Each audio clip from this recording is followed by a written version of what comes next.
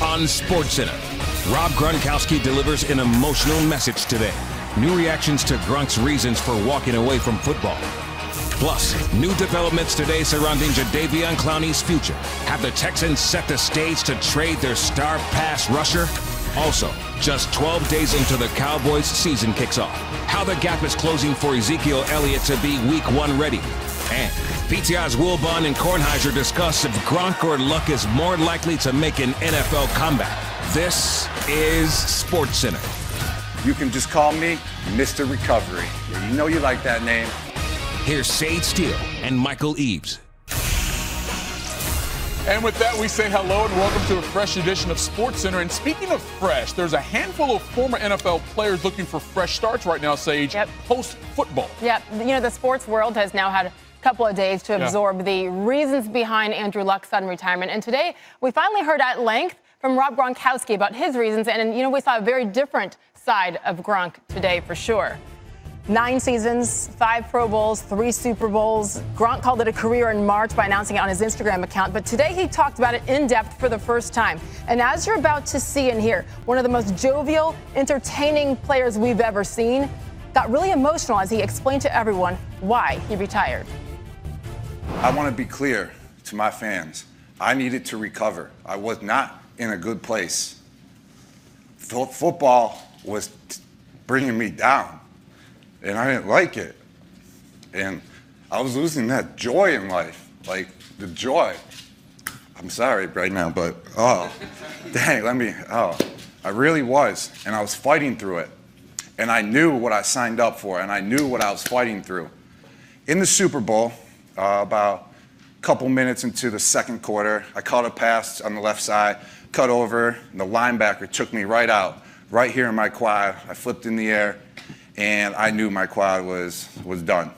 I slept for 5 minutes that night. I couldn't even think. I was in tears in my bed after a Super Bowl victory. It didn't make that much sense to me.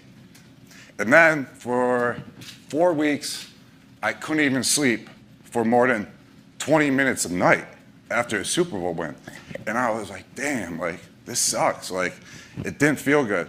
Maybe down the road, whenever, if I got to have that desire again, I got to have that passion, I got to have that fire, and I got to have that sustainability to know if I go back out there, I can sustain it every week, week in, week out. I'm not going to go out there and be beat the F up, you know, and feeling like crap. That's not the way to live. That's not the way to play football. Physically, I'll be ready. I could play right now if I wanted to play, hands down. I could run fast right now. I'm feeling good. But physically-wise, I can do it. Mentally-wise, desire-wise, it's not there. My mind, my soul keeps telling me you need more time off. And when I feel like my body's top-notch, my soul, my mind, mentally and physically, I'm ready, then I would go back to the NFL. If I ever get to that point. If I have that desire and I want to go back out there and I'm ready for it, then so be it. And that would be the time. Maybe never. But I mean, I don't, you know me though. So he ends that in very Gronk-like fashion, but we did see another side there. With this season upon us, here's a reminder of how much Tom Brady will miss his big tight end. Brady has twice as many touchdown passes to Gronk as any other teammate in his career, with Randy Moss number 2 on the list. Since Gronk entered the league, Brady has a 77 total QBR with him on the field and 63 with him off the field. I'd like to officially welcome Rob Ninkovich to the ESPN family. Did you think you'd ever hear that? ESPN it sounds family. Nice, doesn't it sound nice? Listen, it sounds nice. We are glad to have you here. Longtime NFL veteran, of course, New England Patriots for years as well. And plain and simple, you know Gronk better than anybody in this building after those 7 seasons with him. So many people have speculated about his return potentially to the NFL at some point. He didn't close that door today. After hearing those words, what do you think about that possibility? Man, that's tough because you saw the emotion and you saw how he was expressing himself to a room of people, and he still was holding back tears. When you play a game for a very long time, since you're a little kid and you have dreams and aspirations to play in the NFL, and then you do get there, it's tough when you have to walk away because of injury and just feeling mentally drained. And I think the hardest part would be you know, we heard about the injury, or we heard about the thigh injury. We heard about, you know, how he felt during the season. For him to go back, if he did go back, he's going to feel pain the first week he's back. I mean, that's just football. So if you play football, it's a matter of time before, you know, what type of injury you're going to have to deal with. And you're going to deal with soreness. You're always going to deal with soreness. That's just the game itself. And every year you're older, the more you're sore, the worse you feel. I mean, I retired at 32. I didn't play at 33. I mean, there's a lot of guys playing at 33, 34, 35 that played DN linebacker. You know, for myself, it was the best decision for my family, for myself, for my future. And then you have to look at the big picture. For sure, for sure. But again, who knows right now? The door has not been closed on it. So much stood out about his comments and Andrew Luck's comments as well. But to me, I think the biggest thing, and Rob Gronkowski was emotional talking about it. He and Andrew Luck said they're missing that joy in playing the game and really in their lives. And I mean, how often through your 11-year career did you witness players, maybe even yourself, where that joy was gone? Well, I tell you what, when I was dealing with an ACL injury and had to come back the next year and then hurt my other knee and then had to rehab that, and I wasn't able to stick on a team because I was dealing with injuries, and you're always constantly in the training room trying to rehab, and people are talking about you, saying you're not that tough or you're not durable. It's challenging. It weighs on you. So, you know, and that's coming from a D lineman and special team guy that nobody really talked about. Andrew Luck, Rob Gronkowski, they're talked about a lot, and they have to play at a very high level all the time. You know, I think it's really easy from us from the outside to say, hey, this is what you should do, push through it. I do believe it takes a lot of courage to make the decisions that these two men in particular have made over the last couple of days, and to talk about it without emotion, it's important. Rob, you're not done.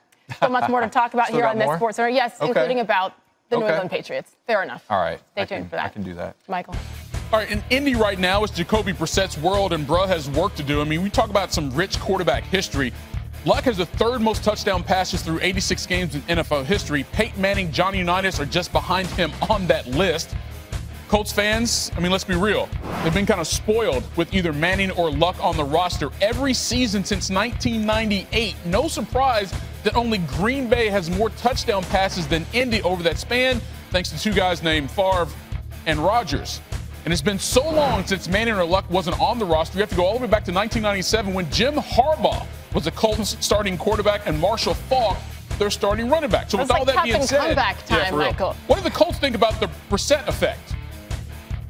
Have a plan on every play. Have a plan on every play. Keep it simple. Keep it simple and don't try to be a hero. Don't try to be a hero. Just play good football. You got good guys around you. I mean, that's really the message to any quarterback. Those are kind of core principles for any quarterback. So those are a few of the things. He's responded well. He got out of the system. And it's his time. Step up and get up there to the plate and play football. He's our leader now, and we go as he go. Now, look, this is a tough transition for Brissett to come in and become the starter. And you look at his history, Colts fans are like, man, we're going to have a downgrade, right? Well, here are the facts. The Colts averaged just below 17 points per game with Brissett at the helm in 2017, nearly 9 points fewer than they averaged with Andrew Luck as the starter. Now, for a little more perspective on the potential futures of Luck and even Rob Gronkowski, we kick it back to our PTI crew. All right, Wilbon, who is more likely to return to the NFL, Andrew Luck or Rob Gronkowski? Rob Gronkowski. This is not even close, Tony. Andrew Luck ain't coming back this year. He's just not. No. There's zero chance Andrew Luck would come back this year.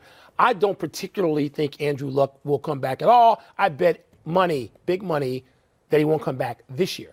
Gronk, by his own admission, he talks about next week, 3 weeks, 3 months. He gives you a range that covers a lot of stuff, but he doesn't really even speak to anything outside of next month. So Gronk, I suspect, could come back this year. Again, Andrew Luck, not this year. So you get into a slippery slope when you start comparing people, which is about what I'm going to do. But it does seem to me that Gronkowski's worldview is not necessarily as expansive as Luck's worldview. Gronkowski already talking about coming back. Gronkowski appears to me to be more impetuous than Andrew Luck and may very well wake up one morning and say, I'm good. Right. I'm good and I want to play. Andrew Luck seemed to be tortured by the process of getting to retirement and then somehow freed by actually saying, I've made my decision and I'm going to stick with it. he may come back down the road. I'd be happy to see him play again. But in terms of coming back first, I'd be stunned if he beat Gronk. So let's cut to the chase. Are we seeing Gronk this season on some roster? Oh, I think it would be the Patriots. And the question for me would be, do you want one more year with Tom Brady? Do you want Brady? Because if I don't know that you come back, well, why would you not want him? He's a Hall of Fame. Belichick, you want to try to get inside his head and tell you who he wants? No. I didn't think so. That's it. We're done. Back to you. All right, guys, thank you. Still to come, new developments in today surrounding Jadeveon Clowney's future. Have the Texans set the stage to soon trade their star pass rusher? We've got the latest on that. TMZ reporting that police are investigating allegations by the mother of DeMarcus Cousins' son that Cousins threatened to shoot her in the head if she did not let their son, attend his wedding last week. Christy West also told police in Mobile, Alabama, that the Lakers center has been physically abusive. She is seeking a restraining order against Cousins, who declined comment when reached by ESPN. The NBA is also investigating. Now, the Lakers released a statement Tuesday which read in part, quote, "We are aware of the allegation involving DeMarcus Cousins and, of course, take this claim seriously. We're in the process of gathering information and will reserve further comment at this time." All right, coming up on SportsCenter, much more NFL news as week one approaches. The latest on Cam Newton's injury status, how Zeke's doing down in Cabo, and what a key Patriots absence means for one